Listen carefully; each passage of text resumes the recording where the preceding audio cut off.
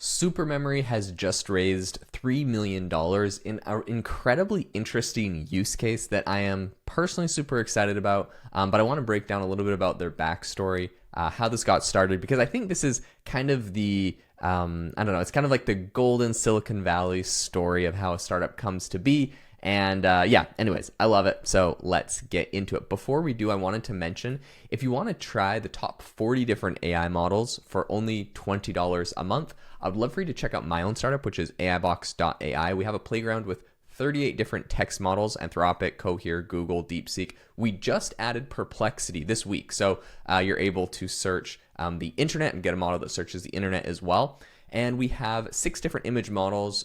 We have 11 labs for text to speech. We have speech to text, a whole bunch of interesting stuff in there for 20 bucks a month.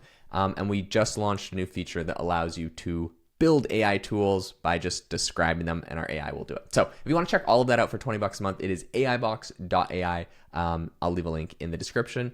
All right, let's get into what's going on with Supermemory. So this is an interesting company. In fact, this is one that personally I believe we might actually start using over at AIbox, because essentially what it does is it's like memory on ChatGPT, where it takes everything you've ever said to ChatGPT and it stores it. And so when you talk to ChatGPT, it remembers that, oh, a month ago you talked about going to this place, or that this was your favorite coffee shop, or that, you know, this is the specific project you're working on, and it will bring up information that you tell it. So it's, ChatGPT is incredibly useful for this. Now, what happens is there's thousands of companies out there with chatbots and different AI tools that don't have memory installed, because it's kind of a bit of a complex topic. And so Supermemory is essentially an API that does that for companies. And the cool thing is that they do it across different apps. So in the case of AIbox, for example, where I let people use 40 different apps, instead of just, having all of your conversations siloed by conversations between Claude or ChatGPT or Google Gemini, integrating something like Supermemory would all of a sudden make it so if you're on AIbox and you are talking to any of the models, it has memory from anything you've talked about. So it's kind of amazing, because it makes it so that instead of just getting all your memory stuck in ChatGPT, which that was kind of the moat, I think, when ChatGPT came out with their memory feature. They're like, oh, this is a good moat. No one's going to want to switch to Claude or Gemini if they have all of this memory, all of this good data built inside of ChatGPT. They don't want to give up these great chats. So as soon as you have a tool like Supermemory, all of a sudden there's no reason to stick with ChatGPT. That moat goes away, and tools like AIbox, where you could get that memory tied into dozens or 40 different AI models, makes a lot of sense to get access to all the top models in one place. So I think this is really cool. They say that their setup works in 5 minutes. So overall, I think this is a really, really interesting tool. Their website's hilarious. It's got these exploding emojis all over the place. It looks great. And they did just raise $3 million. So let's break that down. Their founder is 19 years old, so very young. His name is Darva Shah. And it's interesting. He's originally from Mumbai, and this wasn't a company that he just set off, built, and was like, this is going to be my thing. He actually started building this. He formerly sold a company that he had. He had a bot, because he's done a lot of consumer-facing bots in the last few years. And he sold one of those. It basically formatted tweets into nice-looking screenshots for social media. He sold it to Hype Fury. And because of that, he earned enough money that he decided he was going to move to the US. Originally, he was studying to go to the Indian Institute of Technology. He moved to the US, and he started attending ASU, very close to where AIbox is headquartered. So after he moved, he decided that he wanted to do a challenge. I've actually heard this from a bunch of other ASU students that I've talked to. So maybe this is a trend over there, or maybe this is kind of happening everywhere. But every week for 40 weeks, he was going to build something new. And one of those weeks, he built Supermemory. So initially, he called it Any Context. He put it up on GitHub. And back then, it basically just let you chat with your Twitter bookmarks. So it would look at all the context, anything inside your bookmark. You could chat with your bookmarks and hey, what are the top bookmarks I have about marketing, whatever, right? So you're chatting with it. But what he didn't realize was this is actually an incredible tool and use case for a much bigger problem than just chatting with your Twitter bookmarks for these AI models. And it's kind of interesting how he actually came to this conclusion. He did an internship at Cloudflare last year, and he worked on AI infrastructure there. And then he was also their developer relations lead. And so while he was there, he had some advisors, specifically the CTO of Cloudflare, which was Dane Knet, who talked to him about all those projects. When he heard about Supermemory, he's like, oh my gosh, like, please turn this into a real product, because that's actually super useful. And so then this year he decided to work on it full time. And what's really impressive to me about this is that this is an API. It's not just like he built Supermemory for his platform that has, lets you chat. It's an API, and so any apps can plug this in, which is really interesting. It basically builds a knowledge graph based on the data that you give it, and then it personalizes the context for the users, so it can support querying across months-old entries for a writing or journaling app, or searching for an email app.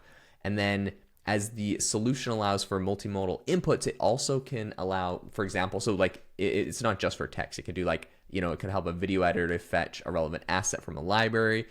It can do documents, chat, projects, emails, PDFs. So it's really cool, right? It's got all of this different data that you can stick in there, and it will remember them across the whole platform. So beyond just remembering what chats you have and the types of things you've talked about, it can go and like scan through your your links, your Google Drive, your OneDrive, your Notion.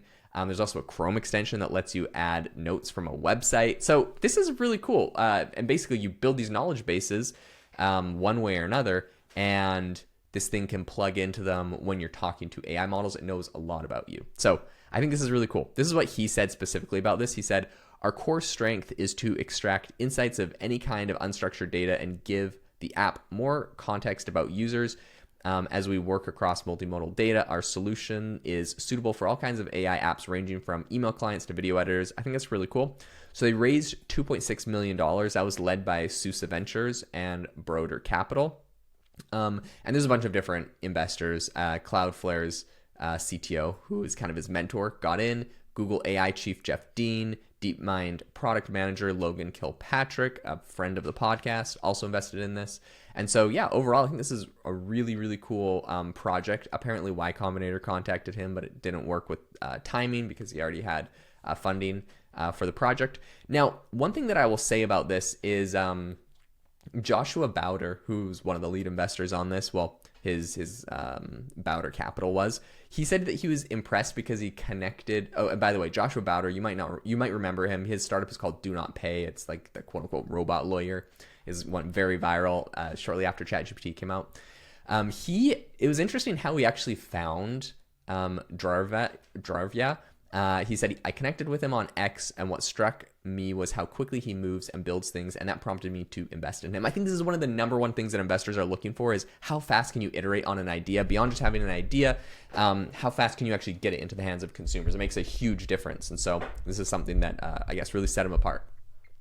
What's interesting is his customers. He has Cluey is one of his customers, the AI video editor, Mantra, SCIRA, Sierra, a AI search is one of his tools, and the real estate startup Rets. So a bunch of different companies are using him, and I think this is a fantastic tool with a ton of uses. But what I will say is this isn't the only company. There are a bunch of other competitors in the memory space.